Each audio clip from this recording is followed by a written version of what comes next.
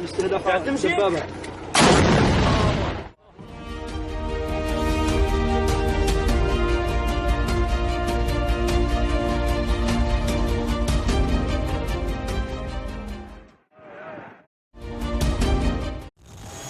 U.S. military had been in Afghanistan just a few months when I landed at Bagram Airfield in May of 2002 on a reporting assignment for the American Forces Network. Major Brian Cole with the United States Army Reserve and the 489th Civil Affairs Battalion. I met Brian Cole while distributing supplies at a recently reopened school shut down by the Taliban prior to the U.S. invasion. Welcome to the land of the giants sometimes. In the remote village of Karbagh Bazaar, which, we were told, had just been cleared of landmines. Because when we write letters home, we tell them that the people of Afghanistan need school supplies. I look at what we're doing as an extension of our foreign policy of having the people come back from Pakistan and Iran back into Afghanistan. And if we're going to have the people come back, then we need to assist them once they get here to help them get established. That same day, Cole delivered food to another remote village, all part of the U.S. military strategy to win the hearts and minds of the Afghan people. And what we're doing by bringing the school supplies and the food now is we're serving as a stopgap until the non-governmental organizations can get here, until they can start taking over our mission. Thank you. You're welcome. It's been more than 19 years since I met Cole in Afghanistan. How y'all doing? After some effort tracking him down, I learned he safely returned home. We reconnected in July at Fort Boonesboro, outside Lexington, Kentucky. I'm a state park ranger now, and I have like a phobia against trash, because that's one thing they were doing. They would take MRE boxes and put explosives in it, or just roadside trash would all of a sudden become a mine. Despite the risk, Cole felt his unit's objectives were clear. Our mission was to help two things: to gain support for us being there, and to put in water wells and things like that, and to help gain acceptance with the U.S. forces being there. And then also the bigger picture was to help gain support for the newly established Afghan government. Cole believes the big picture lost focus when the U.S. invaded Iraq in 2003. You can only have one main effort, and we tried to have two main efforts, and I think we took our eye off the ball when we did that. The war in Afghanistan took a personal toll on Cole. Show me 97 to the boat ramp. His daughter was just a month old when he deployed, and his absence was difficult for his family back in Kentucky. My wife, she never accepted me going, and we never recovered from that, and I ended up divorced. Cole says he made sacrifices to build a better Afghanistan, but that mission was never accomplished. I think a better way to say it is the mission's over. Cole says the legacy of the U.S. military in Afghanistan is best measured by what didn't happen. We were able to keep similar 9/11 attacks from occurring, and I think they would have had we not gone. You know, the training camps would have flourished even more so. Which is why he feels the U.S. military should have stayed in Afghanistan, pointing to forces stationed in countries like Germany and Japan since World War II as a precedent. If you leave too soon, you're back too early. Cole has since retired from the U.S. Army. He says he has few regrets about his service in Afghanistan, but one is losing contact with his Afghan interpreter. Hi, Dad. I'm hoping I can track him down and maybe serve as a sponsor for him back here if he's able to come to the United States. Why? I loved him. I mean, he kept us safe. Cole credits his interpreter with saving the lives of his fellow soldiers and his own. What will you do if you can get him here?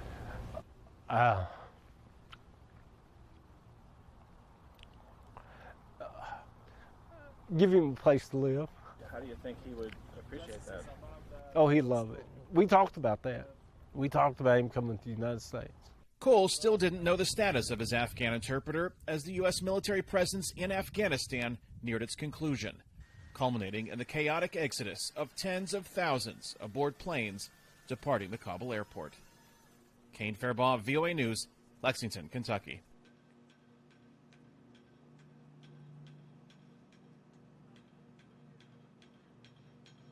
Here at Kabul International Airport, where My first visit in 2002, reporting for the American Forces Network from the newly liberated capital city of Kabul, Afghanistan. Top jump master Started in U.S. Army Major Patrick Flanagan's military Humvee as we departed Bagram Airfield. The 2-hour ride in a small convoy on a 60-kilometer stretch of highway cut through the remote countryside and brought Flanagan and his unit into contact with foreign troops, Northern Alliance fighters, and wary Afghan citizens. I remember the first couple rides into Kabul, they say, oh, you're with the killers. And I'm like, the killers? They says, no, we're here to protect the city. You're here to kill the Al-Qaeda, the Taliban, the bad people. That perception didn't meet the reality of this day's mission. When the United States Army's psychological operations teams go into stores like this one in Kabul, they've got several things in mind. Our journey led us to Kabul's famed Chicken Street, where Flanagan's objective 2, was to shop. 3. We're buying some school supplies, purchase them to take them back up to our area in order for us to give them to the locals. And what we're going to do is give them to the local leaders in order to have them promote that, again, they're in charge of their schools and they want to take care of the pupils as well as the teachers that are working hard to support the education effort for Afghanistan. 4, 8. Delivering school supplies along with leaflets and other material labeled with slogans and messages was part of Flanagan's U.S. Army Psychological Operations, or PSYOP mission. It's the military's form of influence, and it'd be like if you hired a marketing campaign to sell Coca-Cola. Flanagan says the intent of PSYOP wasn't to mislead or indoctrinate, but to educate and protect. It's not so much taking information, trying to use it for or against the population, but an appreciation, understanding of what they're going through so we can use the themes and symbols and messages to better assist themselves as well as the coalition forces. Don't step on IEDs or report if there's an unexploded ordnance. So some of them was just to inform them because it could hurt them, and others is like, you know that the coalition, you shouldn't throw rocks at their trucks, or the coalition are friendly. So a whole series of messages designed to help them understand why we're here so they wouldn't have someone else to answer that question for them that really didn't like us. Today, remnants of Flanagan's PSYOP mission are stored in his rural Virginia basement. This is many hands. Memories of Afghanistan, where he lived and worked for a total of 2 years over multiple deployments, supporting a mission he sees today as incomplete. And I think at times, because of some of our actions, we've hardened the people that don't like us. So I think it was polarizing, not to our effect for psychological operations, but I think it extenuated. People that were just living in the farms, working, they're like, okay, yeah, we like this, we're getting a little help. But then they were agitated by the Taliban, who say, we don't want you to help them. So they would think of new ways to cause havoc and chaos and pain. Flanagan retired from the Army in 2011 and has spent time since working for a U.S. military contractor. Through his brother, former Illinois Congressman Michael Flanagan, now a Washington, D.C. consultant, he had opportunities to share his views on his time in Afghanistan with other legislators and policymakers. I think we should have left a while ago. I think we overextended our stay. Flanagan feels the U.S. achieved its goal of breaking up Osama bin Laden's terrorist operations in the country, but lost the effort to nation build in Afghanistan. Hindsight's 20/20, but yes, I think we should have said, okay, he's done now. Where's Al-Qaeda? And let's have some sort of ramp off of the military can exit. Now that the military is exiting, Flanagan wants a parade or celebration marking the return of U.S. forces back home. Just to say thank you very much, and then when that's over, it kind of finalizes it and it's done. You can look back and say, okay, that's finished. But Flanagan hopes to serve the public again. He is seeking opportunities to run for political office, where he hopes to use the experience he gained in Afghanistan while in uniform to shape future U.S. foreign policy. Chuck. Kane Farabaugh, VOA News, Front Royal, Virginia.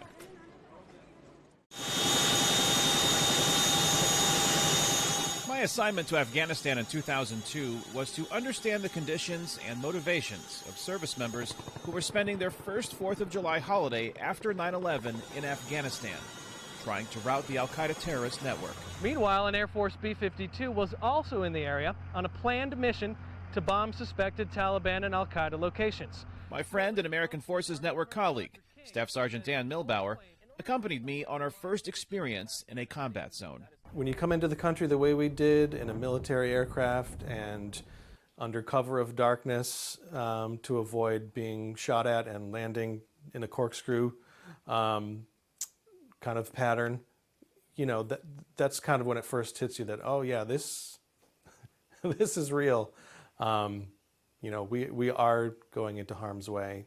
At the time, nearly 10,000 U.S. forces were in harm's way. many based at Bagram Airfield, which was quickly growing into one of the largest U.S. military facilities in the world. It's where Rhonda Lawson served with a U.S. Army Mobile Public Affairs Detachment, or MPAD, which hosted us in Afghanistan. I'm a print journalist by trade. To keep U.S. troops there informed, her team produced a base newspaper and other products. We run stories not just here at Bagram, but also stories from Kabul.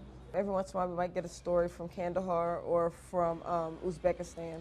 What I took pride in doing was telling the soldier story. We talked about the mission, but at the same time, I wanted people to know that our soldiers were real people. Our soldiers had families.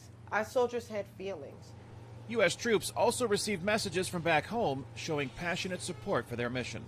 One of the cards that I got, it just said kick bin Laden's ass on it. You know, so there was that sense that we needed to get revenge. But finding bin Laden took nearly a decade. Neither Lawson nor others we spoke to during our 2002 visit, It's like a long-ass camping trip. thought operations in Afghanistan would become the longest in U.S. history. Desert Storm, a lot of the fighting ended in about 6 weeks. So I think people thought that this was going to be quick, like Desert Storm. Of course, obviously, a lot of us thought that any operations around 9/11 response would be temporary or quick.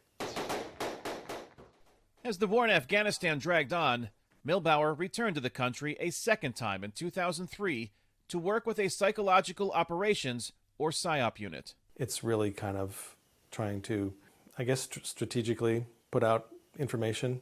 Milbauer says he noticed some things had changed when he returned to Bagram Airfield. There was more activity, more people there, and then I think more coalition partners had forces there. And working in Afghanistan was more dangerous, says Milbauer.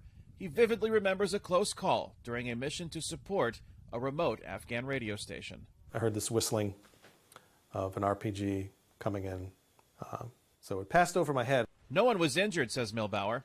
For him, the constant threat of attack didn't change his outlook on U.S. military objectives, including helping locals to have a better life. Some of the things we did, when I say we, I mean the coalition forces, was to, teach people that kind of stuff and provide them with clean water sources and, lots of money to improve their lives. So in that regard, I was behind that all the way.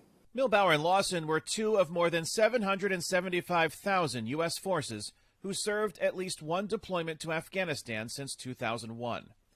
More than 2,300 lost their lives.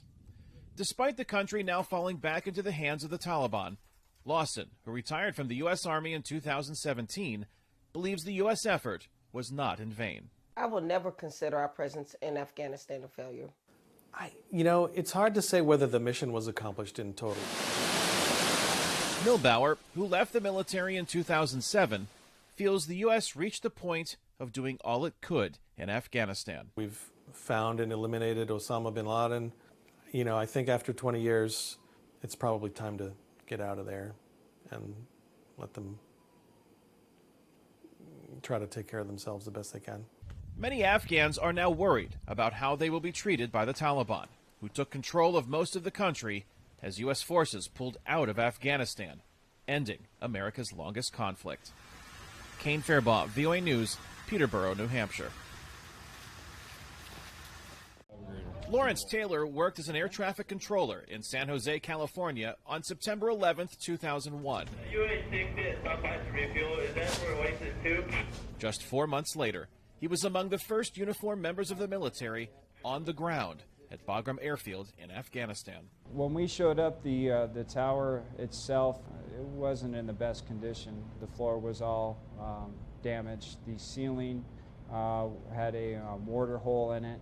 We came here with basically nothing, and we set up an air traffic control facility from the ground on up. The last place Master Sergeant Taylor expected to find himself. When I first met Taylor in May of 2002, serving with the U.S. Air National Guard in Afghanistan, flight operations at Bagram Airfield had picked up pace as about 7,500 service members were deployed to the country. Most serving at the time of my reporting assignment for the American Forces Network were part of Operation Enduring Freedom, the military's official name for the mission to eliminate the al-Qaeda terrorist network that used Afghanistan as a haven to launch attacks. As a Guardian and going out and doing this stuff, this is the first time that we've ever done this. Archer 564 is negative contact, two-way comms with traffic. Steve Hutcherson was working the radar system at an aviation facility in St. Joseph, Missouri during the September 11, 2001 terrorist attacks. How's our flash doing? Is he getting ready to launch? When I visited him in a radar trailer near the flight line of Bagram Airfield in 2002, he had been in country nearly 5 months. You're a part of it. You're not just watching it on TV and now you're over here and actually, part of, getting things straightened out. I don't know, it's a pretty patriotic thing.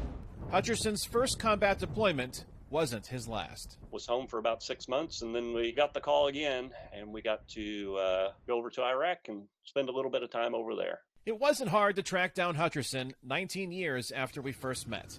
He still works for the same air traffic control squadron in Missouri he deployed with in Afghanistan and Iraq. Only now, he's a civilian with the unit after retiring from the Air National Guard. People in now, they've known nothing but Afghanistan, and nothing had really changed since when we first went in there and we took control of the areas and everything. Hutcherson says he wasn't surprised by the rapid advance of the Taliban in regaining control of Afghanistan. I would have been more surprised if we watched the news and saw the Afghan army fighting the Taliban. That would have shocked me much more. But Hutcherson doesn't believe the end result changes the success of the mission. The mission was to stop another 9/11 style attack. And it's been 20 years since it happened, and we haven't had one. And really, honestly, I don't think most of us think about terrorism anymore. We're so divided right now amongst ourselves that we've forgotten about international terrorism. For me, it was more personal than political, just because of the fact that I felt like I had an obligation to do something, and that's why I was there. 19 years after I met him in the control tower at Bagram Airfield, Taylor invited me to visit with him at his suburban Chicago home. I think when I showed up there, it might have been a little over 100, but when I left, I think there might have been about 8,000 people, maybe 9,000. Taylor served in Afghanistan for almost a year, also later deploying to Iraq. This was the unit, the F-15 unit out of Oregon. Before retiring, he received one of the highest honors in the U.S. Air Force, the Air National Guard Senior Non-Commissioned Officer of the Year Award. Today, he works for the Federal Aviation Administration, or FAA, and watched the fall of the Afghan government and the loss of U.S. strategic resources, including Bagram Airfield, unfold in recent weeks. I thought we'd be there forever. Taylor says the current circumstance in Afghanistan does little to change the way he views how he and his fellow military members served their country. Me, I'm glad I got to go. At the time, I think it was worth it. I still do, but I'm sure I would get a good argument from a lot of people. It's an argument that policymakers, politicians, historians, and voters will also debate for decades to come, as the U.S. involvement in Afghanistan closed amid the chaotic and dangerous evacuation of tens of thousands of U.S. citizens, troops, and their allies at the Kabul airport. Kane Farabaugh, VOA News, Chicago, Illinois.